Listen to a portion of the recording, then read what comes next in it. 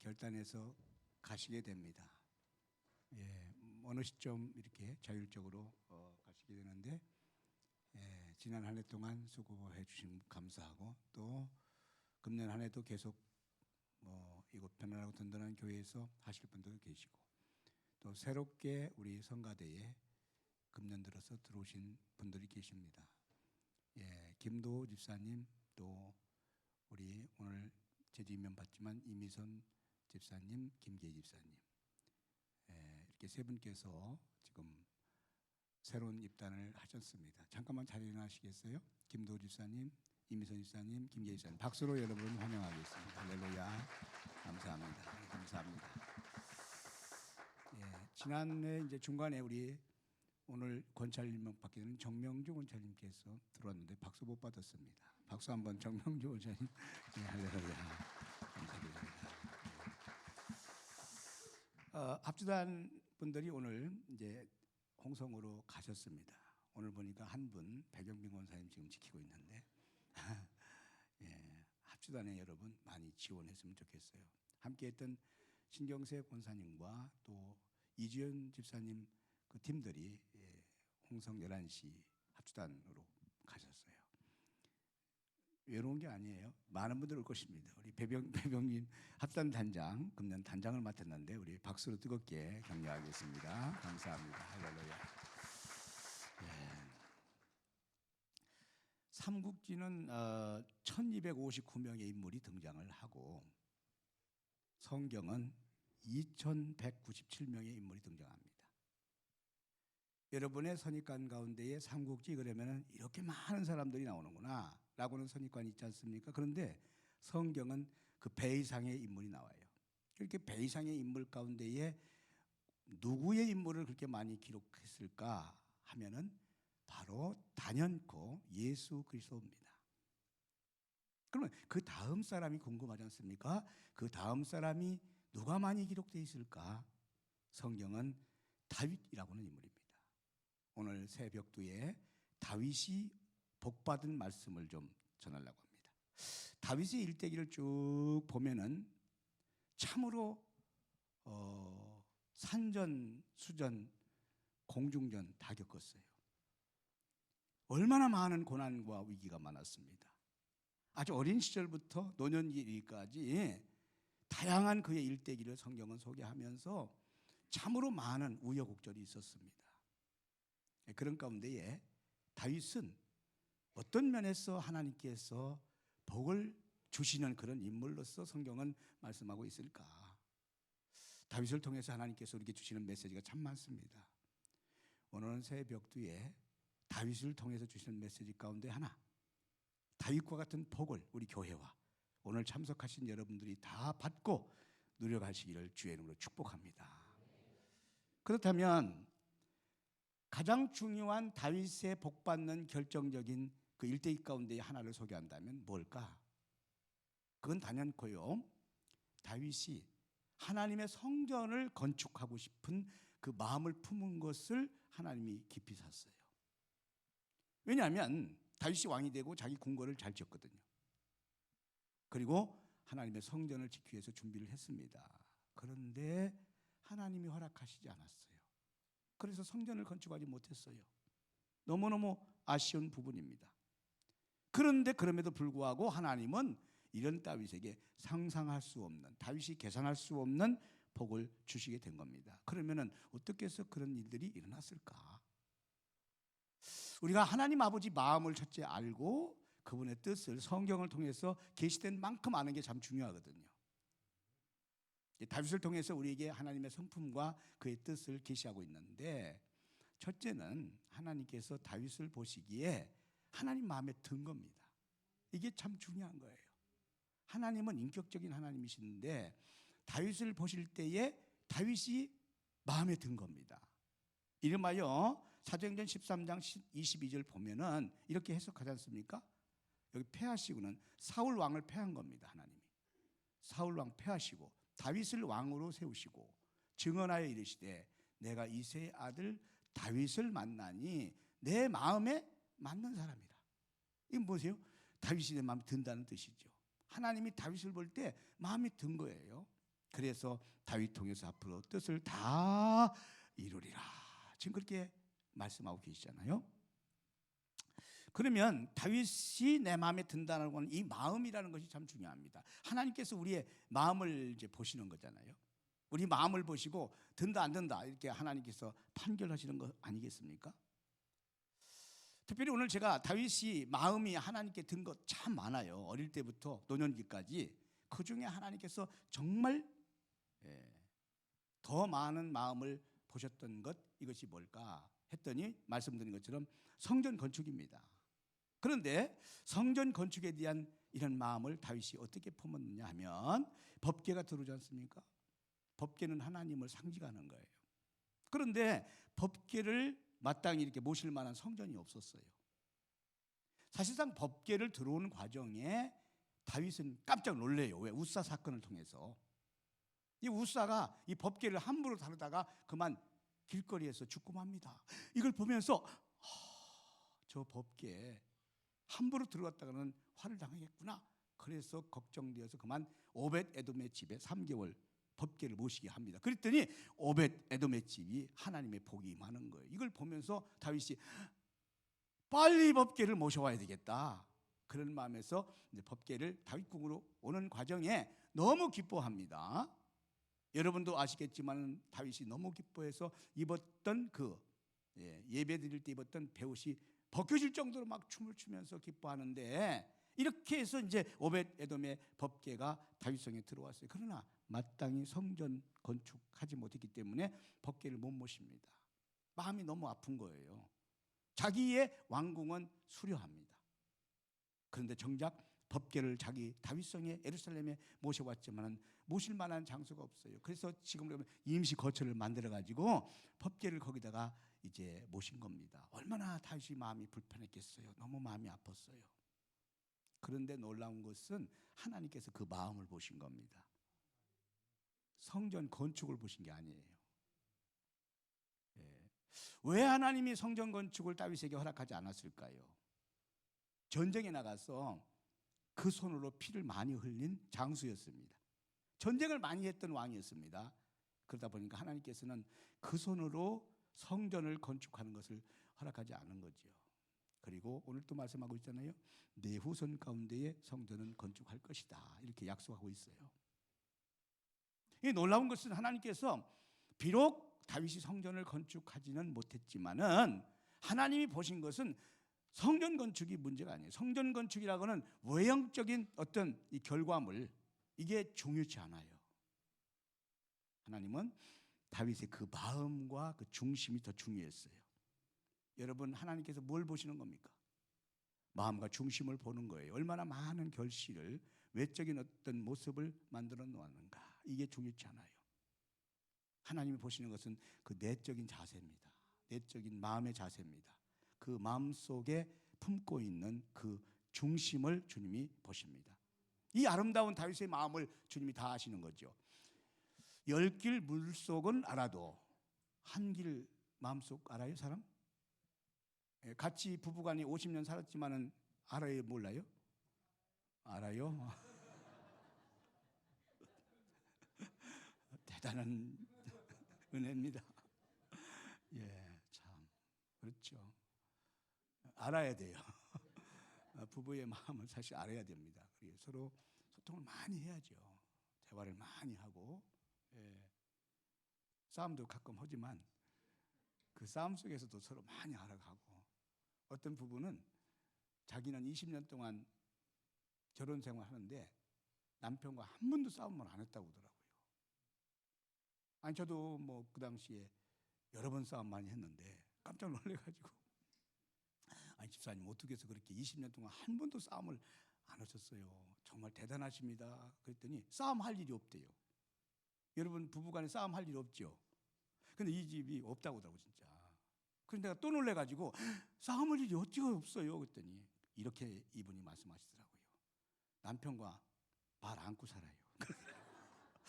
야, 그게 방법이었구나. 진짜 방법이에요. 왜냐하면은 말 잘못했다고는 말꼬리 잡고 부부가 싸움 많이 하거든요. 아닌 것처럼 여러분들은 지금 그러고 있는데, 별거 아닌 말꼬리 잡고 남편과 아내가 싸우면 얼마나 많이 한다고요. 아무 영향가 없는 말꼬리 잡고 싸움을 얼마나 많이 한다고요. 진짜 말을 해야 되는데 웬만한 거 넘어가세요. 좀 말꼬리 잡지 말고 웬만한 거 진짜 중요한 거 가지고 해야지. 그냥 넘어가요. 이렇게 감싸고 이해하고 인내하고. 할렐루야. 여러분, 우리 인간의 마음을 알 수가 없어요. 하나님만 아십니다. 그건 틀림없습니다. 아무리 부부라 할지라도, 부자간이라 할지라도, 부모와 자식간이라 할지라도 그 마음을 우리가 알 길이 없습니다. 이 속담이 틀린 말이 아닙니다. 오직 우리 마음을 정확하게 아시고 진단하시는 분은 전능자 하나님 한 분인 줄로 믿습니다. 여러분, 이걸 기억하시기 바랍니다. 그래서 우리가 주님께 마음이 들어야 돼요. 주님이 우리 마음을 인정해 줘야 됩니다. 이게 중요한 겁니다. 이것을 다윗은 아마 깨달았던 것 같아요. 다윗은 이것을 알았던 것 같습니다. 그래서 다윗의 마음은 항상 하나님께로 열려 있어요. 하나님께로 소통이 되어 있습니다. 이것이 한번 성경에 이렇게 기록하고 있는 것을 여러분은 압니다. 하나님께서 이런 작정을 하신 겁니다. 사울 왕을 패하시고 2대 다윗 왕을 이제 기름 부을 생각을 하신 거예요. 모든 주권, 즉 역사는, 섭리는 인간에게 있는 게 아니고 하나님께 있습니다. 그렇습니다. 사람을 패하고 세우는 일이 하나님께 있어요. 역사의 주권이 하나님께 있어요. 여러분 가정의 주권이 하나님께 있어요. 여러분의 자녀의 주권도 하나님께 있어요. 교회 주권, 뭐 이 지역의 주권, 나라 민족과 세계 열방의 주권이 다 하나님께 있는 줄 믿습니다. 그래서 사울을 패하시고, 사울이 왜 패함을 받습니까? 교만했기 때문이에요. 간단해요. 하나님께로부터 인정 못 받고, 소위 말하자면 버림을 당하는 이유는 간단해요. 교만하면 그 즉시로 하나님이 떠나시는 겁니다. 하나님은 교만과 함께 할 수 없어요. 하나님의 속성이 그러시습니다. 하나님은 굉장히 존귀하고 위대한 분이라 우리가 하나님 앞에 하나님을 경홀히 여기는 순간 하나님을 떠나는 거예요. 그러니까 사울이 그만 왕이 돼서 교만했어요. 그래서 하나님이 버리십니다. 그리고 2대 왕 다윗에게 이제 기름 붓는데 사무엘 선지자가 이 역할을 합니다. 사무엘 선지자가 하나님 말씀을 듣고 베들레헴으로 가서 이세의 아들 가운데 왕을 예선하라. 하나님이 그렇게 말씀하셨습니다.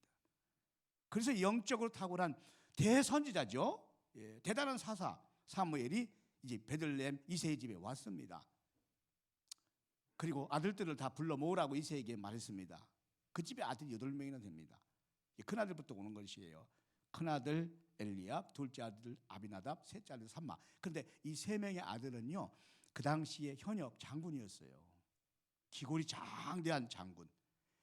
외적으로 볼 때는 정말 대통령감이다 이거죠. 왕감이다. 이렇게 할 수 있는 사람들이었어요. 그래서 사무엘 선지자는 아무리 영적으로 이분이 탁월한 선지자라 할지라도 자기 마음에 엘리압이 오는 순간 하나님이 엘리압을 예비하셨구나 하고 기름을 부으려고 했습니다. 왕의 기름을. 그랬더니 하나님께서 아니라고 하시는 거예요. 그럼 다음 아들 있습니까? 나오는 거예요. 다음 아들도 마찬가지예요. 왕을 기름 부으려고 아니라고 하시는 거예요. 다음 아들 또 3번째까지 아들들을 보니까 다 왕감이에요. 사무엘이 볼 때는. 하나님은 아니시라고 하시면서 이 말씀을 주시는 겁니다. 사무엘상 16장 7절 말씀.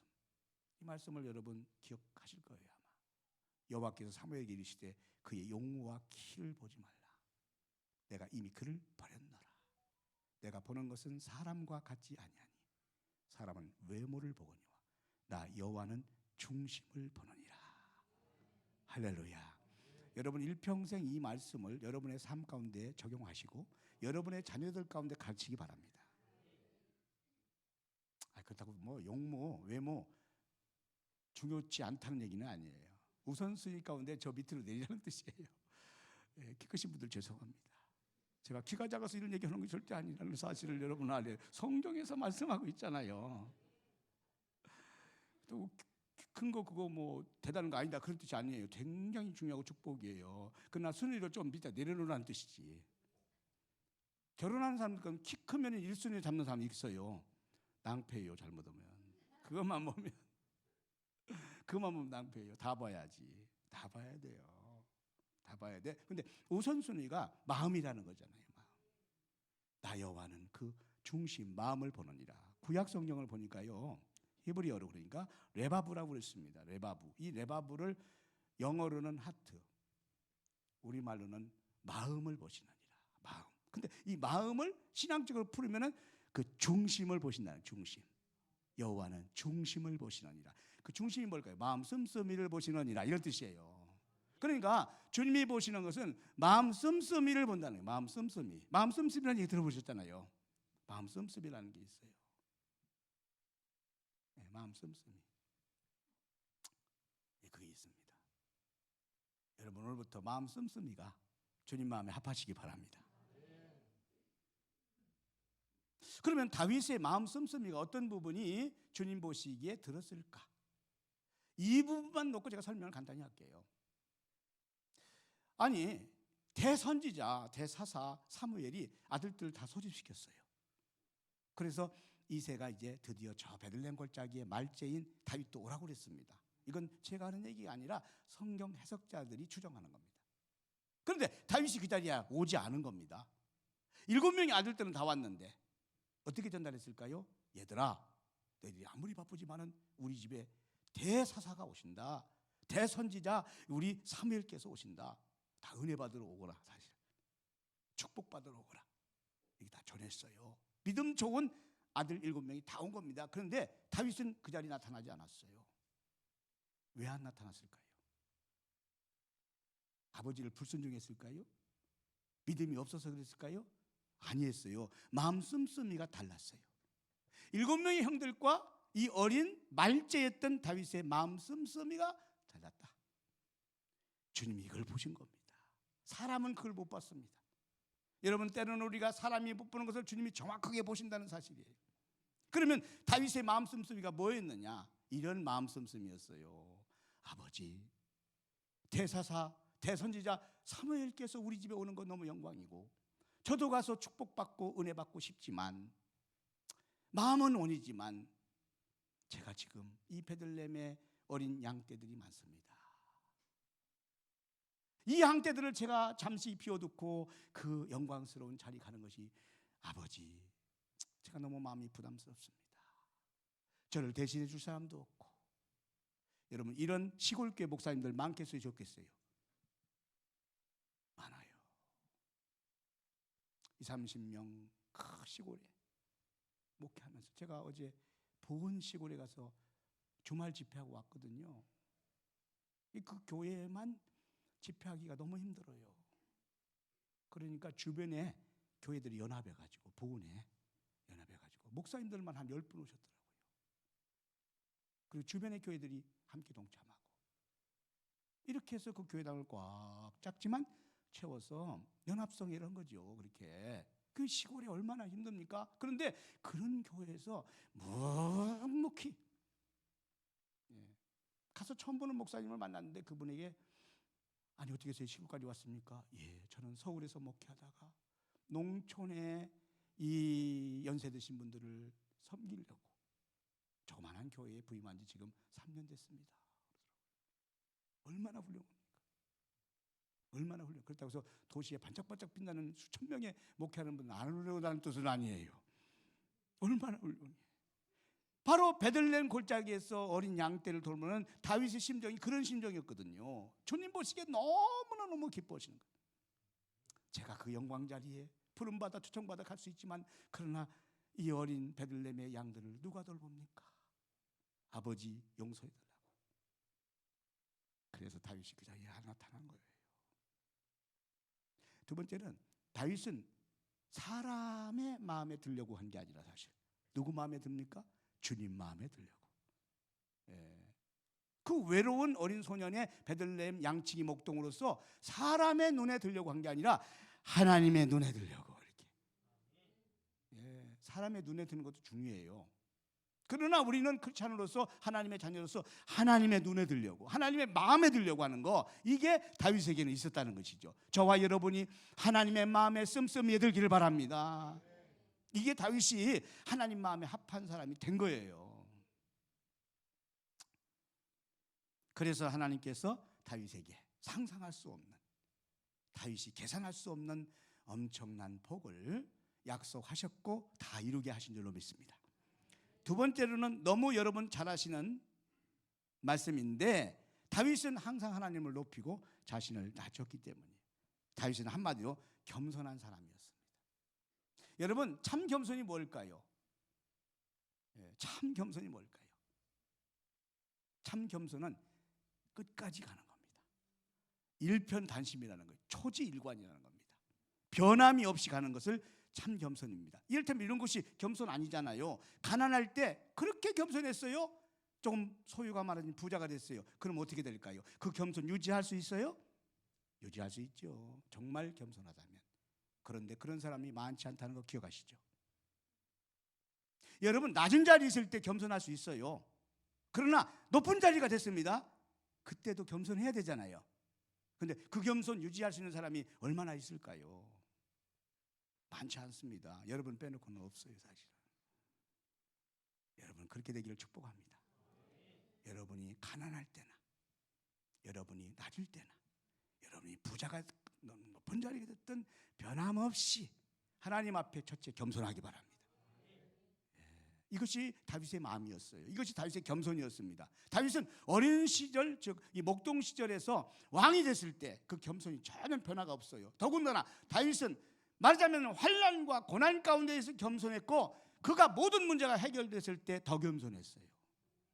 그것이 중요합니다. 이게 진짜 겸손이에요. 여러분, 힘들 때 겸손하지 않은 사람 누가 있어요? 병들어 죽어가고 있는데 겸손할지 뭐 그렇지 않은 사람도 있긴 하더라고. 근데 여러분, 중병에 걸린 사람 가운데 겸손하지 않은 사람 별로 없어요. 부도가 나가지고 말이죠, 사업이 지금 없어지는 그런 다음에 겸손하지 않은 사람 없어요. 그러나 여러분, 팔팔하게 건강하고 잘 나가고 소유가 많아지고 명예를 얻고 권력을 얻어가지고 막 할 때 진짜 겸손한 사람이 얼마나 있을까요? 누구 앞에? 하나님 앞에. 쉽지 않은데 다윗은 아니었어요. 왕이 됐는데도요, 어린 소년 시절보다 더 겸손했어요. 오늘 본문이 그걸 드러내고 있습니다. 베드로전서 5장 5절에 보면은 하나님은 교만한 자를 대적하시되 겸손한 자에게 은혜를 주시느니라.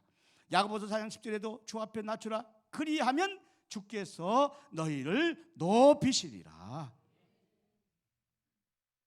오늘 본문에 보면요, 다윗은 나단 선지자가 와서 축복의 메시지를 전하는 내용이거든요. 이런 엄청난 지금 복을 주님이 다윗에게 선지자를 통해서 주시는 거예요. 근데 지금 다윗은 이미 복을 엄청나게 받는 왕입니다. 그런데 다윗의 반응을 보세요. 오늘 본문 그 이후 18절에서 24절까지 내용에서 보면은, 집에 가서 읽어보세요. 거기 보면은 하나님이라고 하는 용어를 주로 바꿉니다. 주님, 주님 30번 다윗이. 그리고 자신을 종으로 11번 바꿉니다.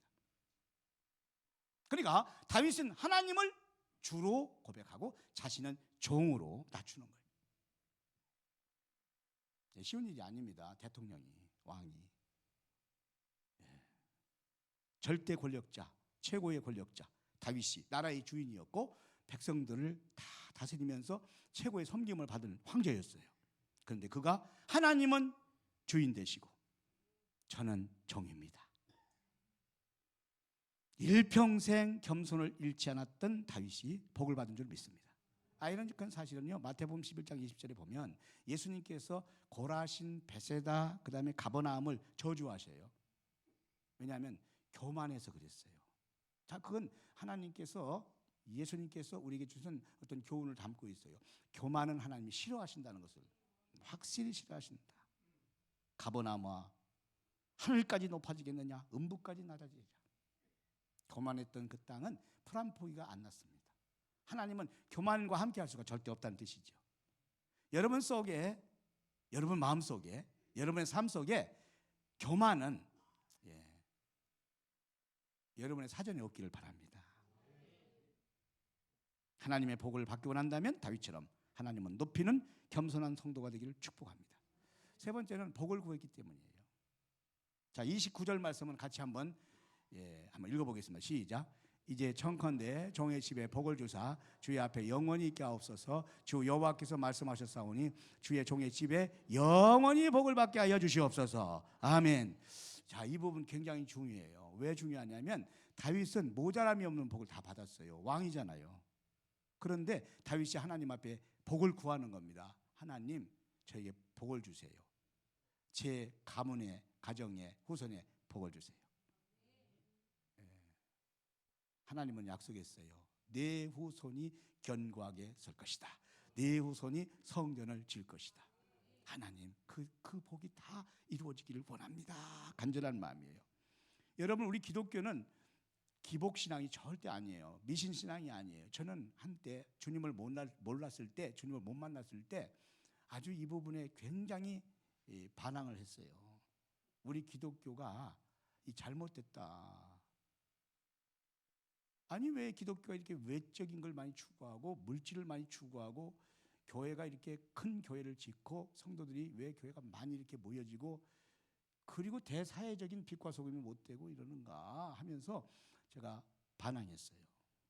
그래서 우리 교회는 절대 100명 되면은 더 이상 다 떼주고 교회는 짓지 말고 월세로 살고 이렇게 합시다.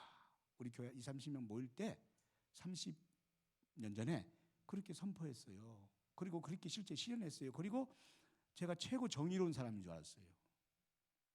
그래서 큰 교회를 볼 때마다 저러면 안 되는데 하면서 비판을 많이 했어요. 그런데 저는 예고도 없었는데 준비도 안 했는데 주님이 찾아오셨어요. 성령을 통해서 저를 찾아오셨어요. 대뜸 찾아오셨어요. 오 목사, 축복을 선포해. 그렇게 말씀하셨어요. 그 말씀 듣는 즉시는 1초도 여과 없이 주님, 저는 축복의 축자도 싫어합니다. 한국교회가 축복을 얘기해서 망했습니다. 미신 종교가 됐습니다. 무당 종교가 됐습니다. 하등 종교가 됐습니다. 저는 기독교가 고등 종교가 돼야 됩니다. 이렇게 하거든요. 이 고등 종교가 뭐냐면 교회가 이 사회를 변화시키고 개혁시켜야 된다. 빛과 소금이 돼야 된다. 이것이 주장이었거든요. 그랬더니 주님께서 옥신각신 하시다가 저한테 이렇게 질문하더라고요. 오 목사, 목사가 축복받는 게 뭔 줄 알아? 그러더라고요. 여러분, 이 세상에 축복을 싫어하는 사람은 없잖아요. 어떤 분이 그러더라고요.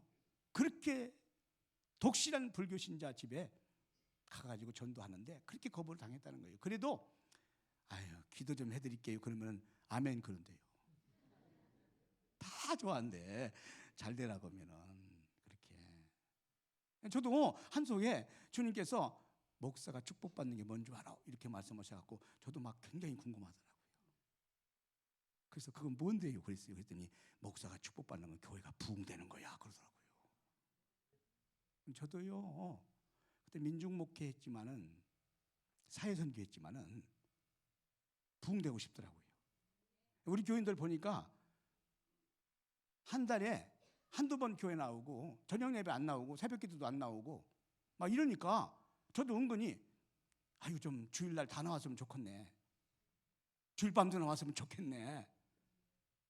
11조 헌금도 안 해. 그래서 내가 11조 헌금하면 좋겠네. 저는 뭐 그거 설교 안 했어요. 11조 헌금 안 해도 괜찮아요. 그랬지. 근데 제 한속에는 11조 헌금도 하고 주일날도 잘 나오고 전도도 좀 하고 뭐 이랬으면 좋겠는데 사실 제 가치관이 그게 아니었기 때문에 성경의 가치관이 아니었어요. 왜곡된 가치관을 가졌기 때문에 선포하지 않았어요. 주장하지 않았어요. 구하지 않았어요. 그랬더니 답답하신 주님이 찾아오셔서 저한테 그렇게 말씀하신 거죠. 제가 그날 새벽에 깨진 결정적인 것은 이렇게 말씀하셨어요. 오 목사, 성경을 다시 봐. 딱 그러시더라고요. 이제 목사가 할 일은 성경대로 가야죠. 제가 똑똑한 마음에 그랬어요. 제가 그 당시에 해방신학, 민중신학, 동학혁명 아주 몰두하고 있었어요. 역사신학. 똑똑한 맛에 젊은 20대 30대 초반에 세상을 바꿔놔야 된다. 잘못된 정치를 바꿔나고 나라 민족을 해방시켜야 된다. 철저하게 방송국을 다 없애야 된다. 막 이럴 정도로 막 굉장히 혁명적이었어요. 주님이 찾아와서 네 똑똑한 것으로 목회 못하니까 성경을 다시 봐. 성경 다시 보라는데 내가 거부할 수 없어. 알겠어요 주님. 그리고 즉시로 성경을 봤어요. 그날 새벽에 뭘 보라고 말씀하셨느냐? 성경의 복을 다시 봐 그러시더라고요. 나는 성경에 복이 없는 줄 알았어요. 물론 어릴 때부터 부흥 강사 목사님들 통해서 설교를 들었지만 그냥 그 즉시 서재실에 달려가서 성경을 정독하는데 그날 새벽에 창세기 1장 1절부터 정독하다가 27절 하나님께서 남자와 여자를 창조하시고 복을 주시되 첫 번째 복이 나와요. 생육하고 번성하라, 땅에 충만하라, 땅을 다스리라. 할렐루야. 5대 복을 말씀합니다. 한마디로 내가 얼른 깨달았어요. 아, 그렇구나. 교회를 세우면 하나님이 교회를 부흥시키는 거구나. 모든 걸 다 내려놓고 그게 1월달인데 2월달 신년 축복성에 제가 스스로가 10시간짜리 성경에 있는 복을 다 찾아가지고 800가지 복을 찾아가지고 신년 축복성에 복을 선포하고 그 이듬해 땅을 사고 그 이듬해 조립식 교회당을 짓고 계속해서 지금까지. 할렐루야. 여러분 복을 구하시기 바랍니다. 우리 기독교는 하나님이 복을 주시는 교회입니다. 여러분의 인생입니다. 여러분 속에 혹시나 왜곡된 생각이 있잖아요. 여러분의 생각, 여러분의 가치관 가운데에 하나님의 복을 제한시키고 하나님의 복을 밀어내는 이런 일이 없기를 바랍니다. 다윗을 보세요. 왕인데 모자랄 것이 없는데 하나님 주의 종의 집에 영원히 복을 받게 하여 주시옵소서. 복을 구하시기 바랍니다. 계시록 3장 20절 내가 문 밖에 서서 두드리노니 누구든지 내 음성을 듣고 문을 열어야 내가 들어갈 수 있다. 인격적인 복의 주인공, 복의 주권자 하나님은 복을 사모하는 자에게 주시는 거잖아요. 만족하게 주실 줄 믿습니다. 여러분 금년 한 해 동안 여러분의 복의 지경이 넓어지기를 바랍니다. 다윗의 복을 받기를 바랍니다. 그러면 결론적으로 다윗의 복은 두 가지예요. 하나는 9절로 10절에 있는 것처럼 내 이름을 존귀케 할 것이고 복을 옮기지 않게 할 것이다. 예. 여러분 하나님이 주신 복을 끝까지 간수하는 게 참 복입니다. 여러분은 복을 많이 받은 하나님 자녀인 줄 믿습니다. 이 복이 계속 존속되기 바랍니다. 존속을 뛰어넘어 여러분 자손까지 계속 흘러가길 바랍니다. 두 번째는 11절 13절 계속 14절 16절까지 약속하신 건데 편안하게 할 것이고 후손이 잘 되고 하나님은 너의 아버지가 될 것이다. 이런 복을 약속하고 이 복을 이루어 가시는 거예요. 인간에게 있어서 최고의 복은 사실은 물질이 아니에요. 건강이 아니고요. 여러분 일터가 아니고 출세하면 권력이 아니라 최고의 복은 평안입니다. 그러니까 여러분 잘 생각해 보세요. 왜 물질이 그렇게 많은 사람이 어느 날 갑자기 스스로 목숨을 끊었을까? 왜 그렇게 권력이 높은 사람이 스스로 목숨을 끊을까? 왜 그렇게 많이 배운 사람이, 그렇게 유명한 사람이 스스로 목숨을 끊을까? 왜 그렇게 건강한 사람이 스스로 목숨을 끊었을까? 왜 그랬을까요? 편안이었기 때문에. 불안하기 때문에. 오늘 여러분 가운데도 불안한 분들 계시죠? 없어요? 두려운 분들 계시잖아요. 염려와 근심 많은 분들 계시잖아요. 다른 사람들 볼 때는 자기가 볼 때는 염려거리가 아닌데, 아니 그렇게 많이 있는데, 그렇게 많은 것을 이뤘는데, 그렇게 잘 되고 있는데, 근데 그 사람은 염려가 있는 거예요. 불안한 거예요. 두려운 거예요. 건강 염려증에 한번 빠져보세요. 건강 염려증. 모든 것이 다 걱정입니다. 머리에서 발끝까지 오장육 뼈마디 골수가 다 걱정이에요. 자기가 지금 건강한데 금방 죽을 사람 같아. 이것도 못 먹고 저것도 못 먹고 저기도 안 되고 이렇게 되는 거예요. 건강 염려증, 고소공포증, 각종 두려움, 문제에 여러분 한번 집요해 보세요. 일이 안 됩니다. 사람은 멀쩡한데, 환경은 똑같은데, 소유는 많은데, 지식은 많은데, 몸은 건강한데 마음속의 평화, 불안이, 이게 정말 편안하면 하나님의 최고복이에요. 다윗에게는 이 평강을 주신 줄 믿습니다. 할렐루야. 다윗에게는 후손이 계속 하나님의 일을 감당할 수 있도록 축복하신 줄 믿습니다. 다음 세대의 복이에요. 다윗에게는요 하나님께서 보호자가 되는 복을 주신 줄 믿습니다. 여러분에게 다윗의 복이 오늘부터 시작되기를 주의 이름으로 축복합니다. 기도하겠습니다. 하나님 아버지 감사합니다. 오늘 우리 교회 온 성도 한 사람 한 사람은 다윗의 복을 받고 누리는 한 해가 되게 하여 주시옵소서. 우리 주 예수 그리스도 이름으로 기도하옵나이다. 아멘. 이 시간 신임 집사님, 권찰님 임명식을 갖도록 하겠습니다. 제가 먼저 오늘 받으시는 분들 이름 호명하면 그 자리에 일어서시면 되겠습니다. 예. 오늘 참여하지 못한 몇 분이 계신데 참여한 분들 중심으로 하겠습니다. 예, 우리 신임 권찰 임명을 받으실 분입니다. 예, 박소정 성도님, 정명주 성도님, 홍조은 성도님, 현정희 성도님, 김경순 성도님, 이렇게 5분 잠깐 일어나시기 바랍니다. 신임 집사 임명을 받으실 분들입니다. 유경수 권찰님, 최용순 권찰님, 조혜숙 권찰님, 이미성 권찰님, 표소연 권찰님, 김민채 권찰님, 박지수 권찰님, 송유경 권찰님, 이아영 권찰님이 되겠습니다. 자, 기도하겠습니다.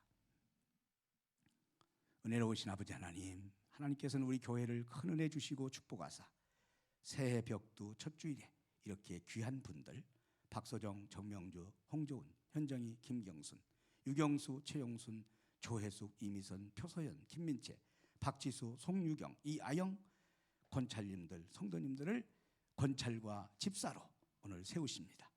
하나님이 주시는 귀하고 복된 직분을 잘 감당할 수 있는 은혜가 흘러넘치게 하여 주시옵소서. 오늘 이 임명식을 통해서 하나님 영광 받으시고 우리 모든 성도에게도 은혜가 되게 하여 주시옵소서.